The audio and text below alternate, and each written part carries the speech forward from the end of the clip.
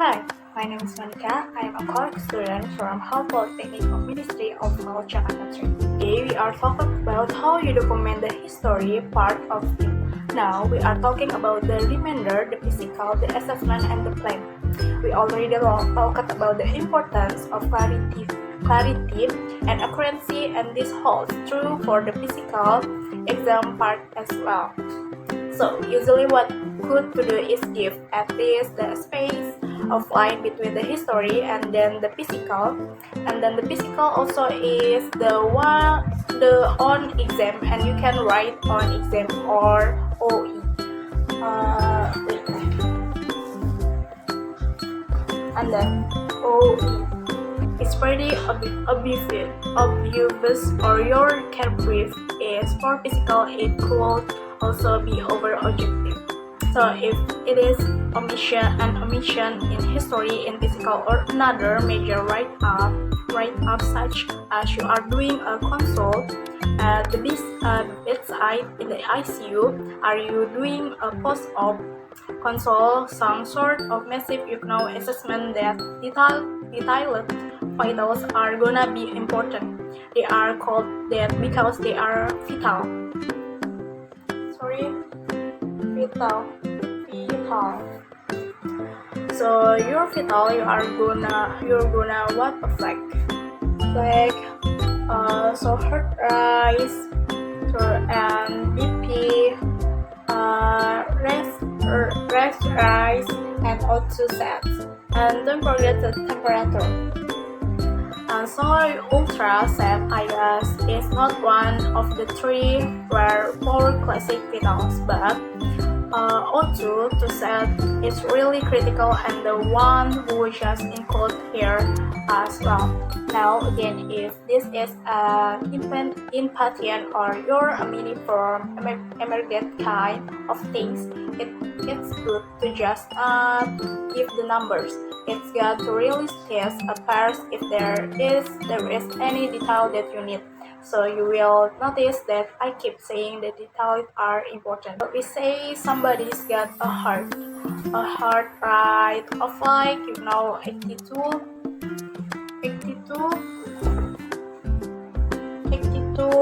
There is 90 over 60, and the respiratory rate is 28. So to set is 90-60%, and their temperatures is 37.5. Sorry.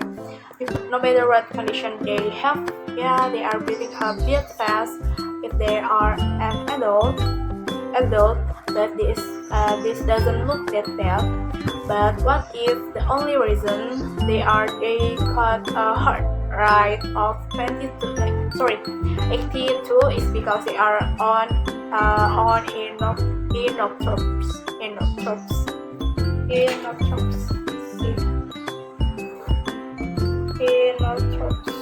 Okay, and the only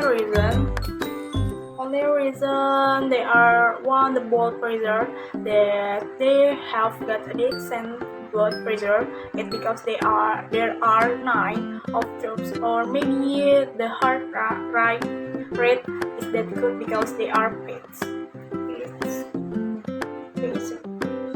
They have got a pacemaker, and external, or no, they have got an internal emergency pacemaker or something.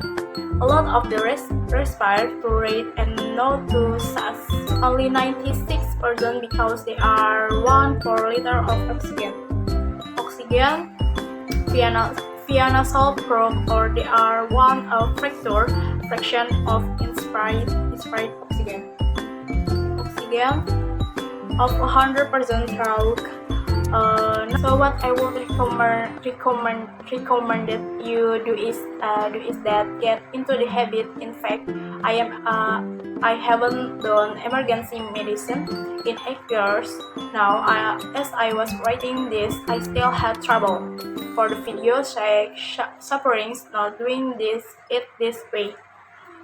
So the vitals, somebody says like heart rate 82, and the blood pressure 90/60. No, I cannot tell now. If somebody is for an echo sprain, you probably don't have to get into that the lack of tropes, but if they are sick in any other ways, systemically ill, the particularly, and I am frankly, both absolutely, if they are in the ICU, you will always make that very clear who is on out of tropes, who isn't. And the respiratory rate of 28 and O2 set of 90-60%. Either you might say on room air, or you could even write it out. I am room air. War on VO2 100%, or maybe they are actually out of ventilator.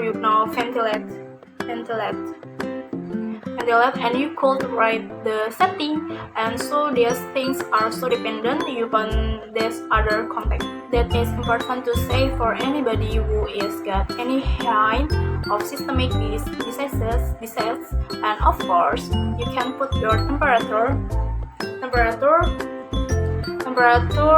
in there to grade. Next general is Jen.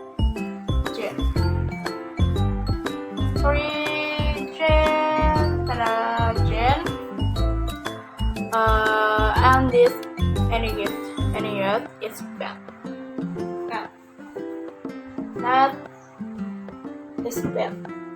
Make it professional decision to never use no acute distress or no apparent distress or not. What's bad about it is that it is, I remember seeing a case report published where they are talking about a psychotic patient, and they put in general net, and yet the description later on the patient was like throwing chairs around the room.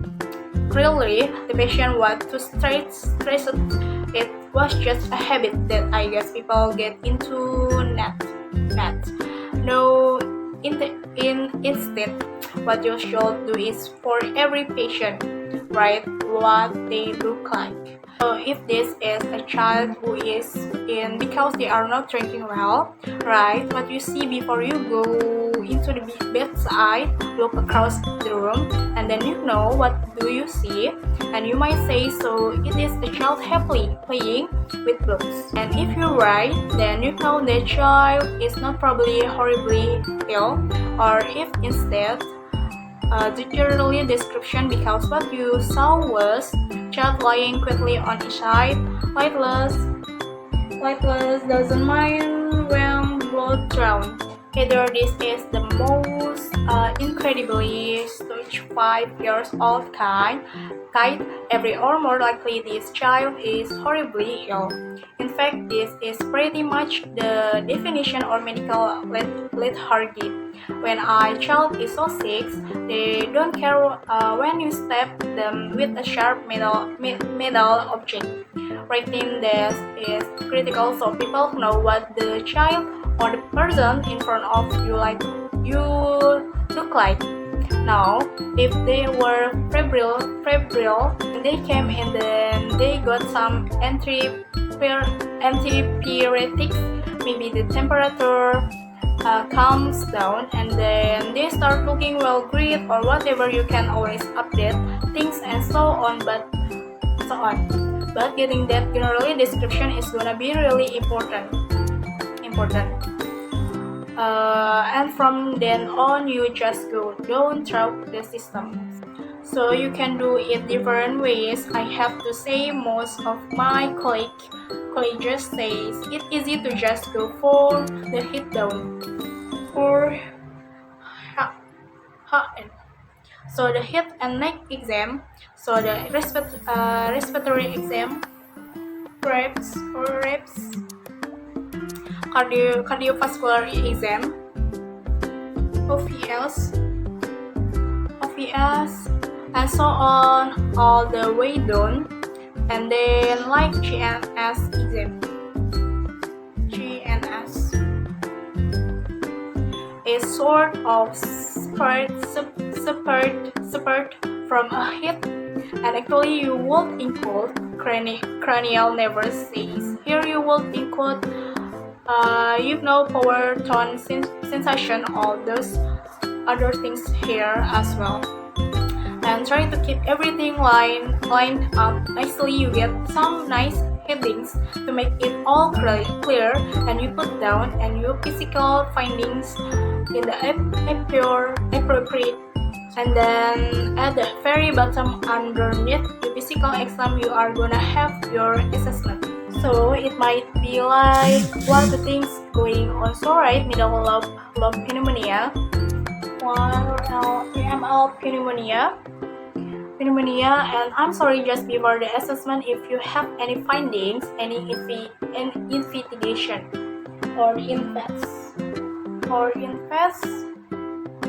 you would have include them here. So you might have some blood work, and that might be there. You might have some X-ray, see, PLV or X-ray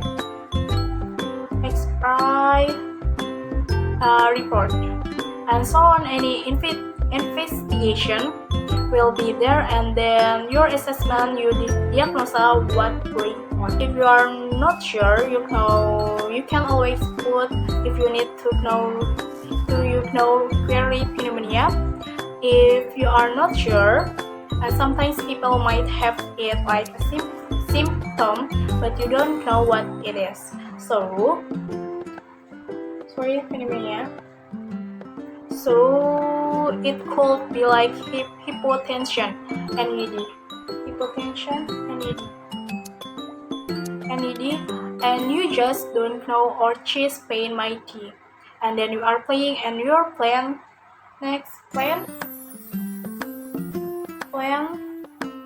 here is not your detailed order. This is just you are like, you're gonna admit.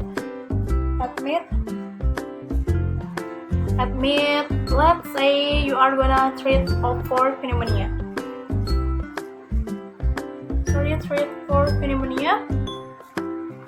Pneumonia, O2 to until no longer dependent. Sorry, here is until no unit, because maybe this is hypoxia child, which is triggering the emission because their were two sets are too low, and you sort of give the overall flavors of what's going on with the patient. So again, you be clear and accurate when there are any sort of question about what are going on with the patient on physical exam or whatever. Just look at them more if there is any question on investigation, and there are things that you are not yet clear on. You can actually even add in any future plans, as you still need to clarify. You are seeking some degree or certainly about their things, so that you and others can provide the care for the patient. So if there are any future plans, like maybe we are gonna get in hospital from verification test or whatever reason, for whatever reason, or weight culture, white blood culture report,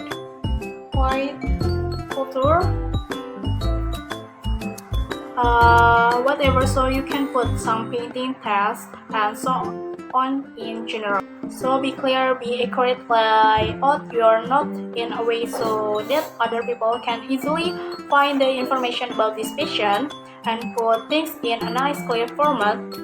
And then you are gonna be start for both patient care and also demonstrating your clinical ability because you are able to record and document it in such a good fashion. Thank you.